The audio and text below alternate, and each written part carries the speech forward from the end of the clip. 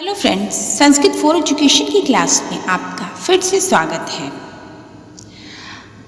इससे पहले हमने अभिज्ञान शाकुंतलम की 7 अंक की महत्वपूर्ण सूक्तियों को अलग अलग भागों में देखा।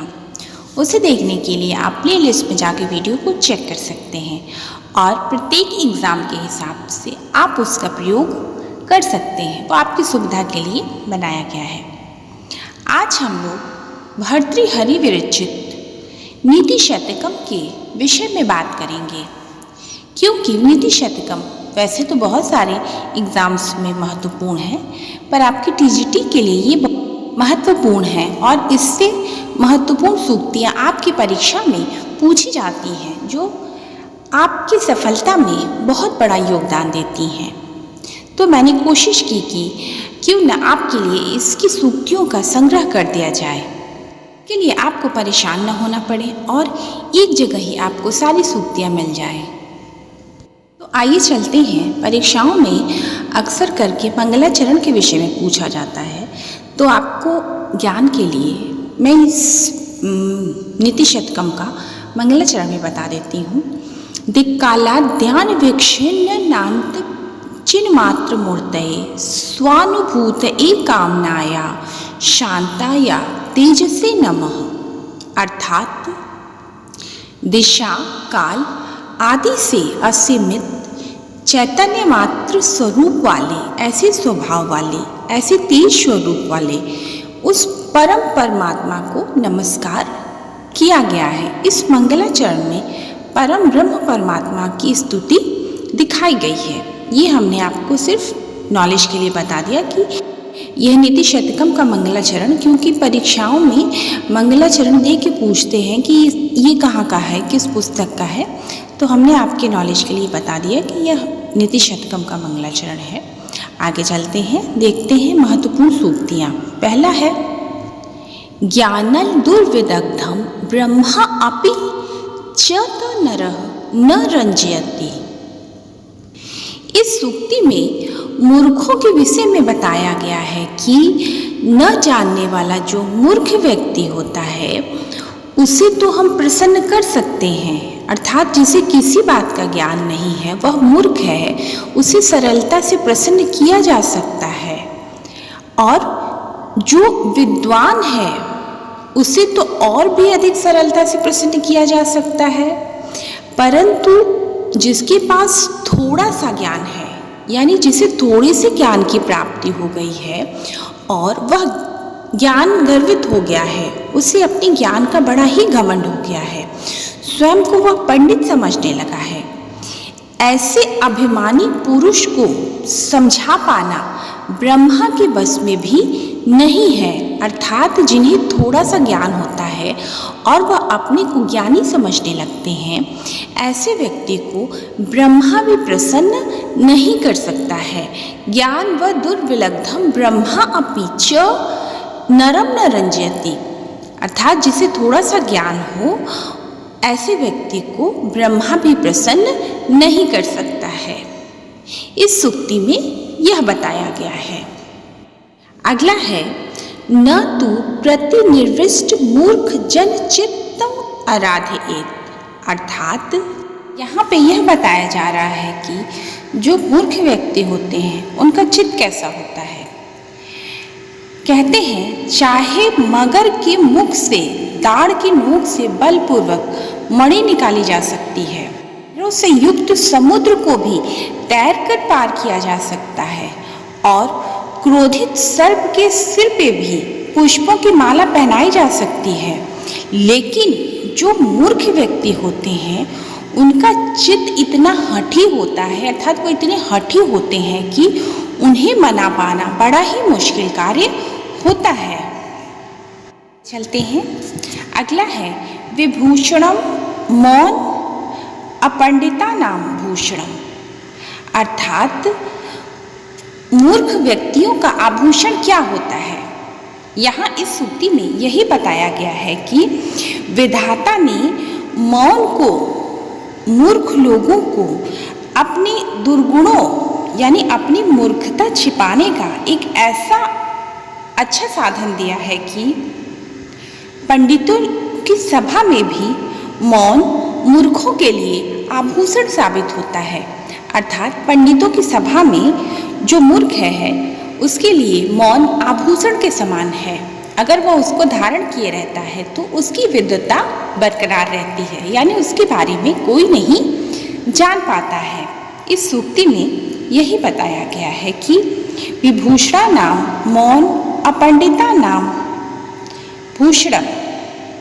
आगे चलते हैं। सुरपतिमेव श्वाम पार्श्वस्थं विलोक्यम न शंक्यते न ही गण्यते शूद्रो जनः परिग्रह फलगुता। अर्थात जिस प्रकार कुत्ता कीड़े के समूह से युक्त लार में भीगा हुआ दुर्गंध युक्त बदबू युक्त मांस का टुकड़ा खाता रहता है, उसे बड़ी प्रेम और प्रसन्नता से खाता रहता है, और पास में अगर उसके इंद्र भी हो तो वह उन्हें देख के शंकित नहीं होता है। ठीक उसी प्रकार जो नीच प्राणी होते हैं वह अपनी ग्रहण की हुई वस्तु की दुर्गुणता के बारे में नहीं सोचते हैं, अर्थात जिनके पास बुद्धि नहीं होती है, छोटे लोग होते हैं, वह अपने ग्रहण की हुई वस्तु के बारे में ज़्यादा शंका नहीं करते हैं, उसके बारे में ज़्यादा नहीं सोचते हैं। ठीक उसी प्रकार से जिस प्रकार से कुत्ता एक मांस युक्त हड्डी को अगर खाता रहता है तो उसके पास में इंद्र भी खड़े हों तो वह उनके ऊपर ध्यान नहीं देगा। ठीक उसी प्रकार से जो नीच प्राणी होते हैं वह अपनी ग्रहण की हुई वस्तु पे गुण दोष को नहीं देखते हैं, उसके निर्गुणता के विषय में वह ज़्यादा नहीं सोचते हैं। आगे चलते हैं। सर्वस्यौषधमस्ति शास्त्रविहितं मूर्खस्य नास्त्यौषधम्।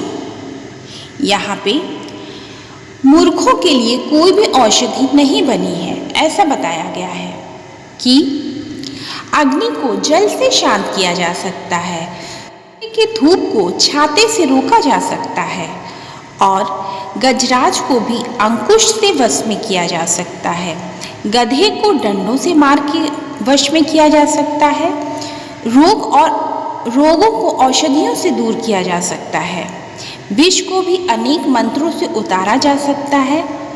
पर सभी शास्त्रों द्वारा बताई गई औषधियाँ हैं, लेकिन मूर्खता की कोई भी औषधि किसी शास्त्र में नहीं बताई गई है। इस सूक्ति में यही कहा जा रहा है कि सभी चीज़ों के समाधान हैं, पर जो मूर्खता है उसके लिए कोई औषधि नहीं है जिससे कि मूर्खता को या मूर्ख व्यक्ति की मूर्खता को किया जा सके। अगला है साहित्य संगीत कला विहीन साक्षात पशु पुक्ष विषाणहीन। यहाँ पे यह बता रहे हैं कि संगीत कला ज्ञान के बिना जो मनुष्य होता है वह ठीक उसी प्रकार से है जिस प्रकार से सींग से रहित पशु, जिस प्रकार से पशु की सींग है, घास खाता है और वह सिर्फ जीवित रहता है, ठीक मनुष्य भी जिस मनुष्य के पास ज्ञान नहीं है, संगीत नहीं है, कला नहीं है, वह मनुष्य बिना सींग और पूंछ का व्यक्ति कहलाता है। इस सूक्ति में यही बताया जा रहा है कि बिना साहित्य संगीत और कला का ज्ञान जिस व्यक्ति को नहीं है वह सींग पूंछ वाला एक पशु के समान है। ज्ञानम न शीलम न गुणो न धर्मः। अर्थात जिस मनुष्य के पास विद्या नहीं है, तप नहीं है, दान नहीं है, वह मनुष्य न उसके पास शील है और न ही गुण है और न ही धर्म है। ऐसा मनुष्य इस पृथ्वी पर भार के समान है। ऐसा भर्तृहरि अपने नीति शतक में कहते हैं कि जिस मनुष्य के पास विद्या नहीं है, तप नहीं है, दान नहीं है, धन नहीं है, शील नहीं है, गुण नहीं है और धर्म नहीं है, ऐसा मनुष्य इस पृथ्वी लोक पर घूमता हुआ पृथ्वी पर भार के समान पशु है। आगे चलते हैं। न मूर्ख जन संपर्क सुरेंद्र भवेनेष्वपि। भर्तृहरि कहते हैं कि वनेचर के साथ के दुर्गम स्थलों पर घूमना अच्छा है, लेकिन मूर्ख लोगों के संपर्क में इंद्र के भवन में रहना भी अच्छा नहीं है। यहाँ इस सूक्ति में यह बताया जा रहा है कि आप जंगल में घूम लें वह बेहतर है, पर किसी मूर्ख व्यक्ति के साथ भगवान इंद्र के महल में भी आप न घूमें, क्योंकि मूर्ख के साथ रहना बड़ा ही दुष्कर कार्य होता है। अगला है क्षीयन्ते खलु भूषणानि सततम वाक्भूषणम भूषणम। अर्थात यहाँ इस सूक्ति में यह बताया जा रहा है कि पुरुष की शोभा न बाजूबंद से होती है, न चंद्रमा के समान उज्ज्वल हार से, न स्नान से, न चंदन लेप से, और न ही पुष्पों से सजाए जाने पर। केवल एक वाणी है जिसे धारण कर मनुष्य सुशोभित और सुंदर हो जाता है।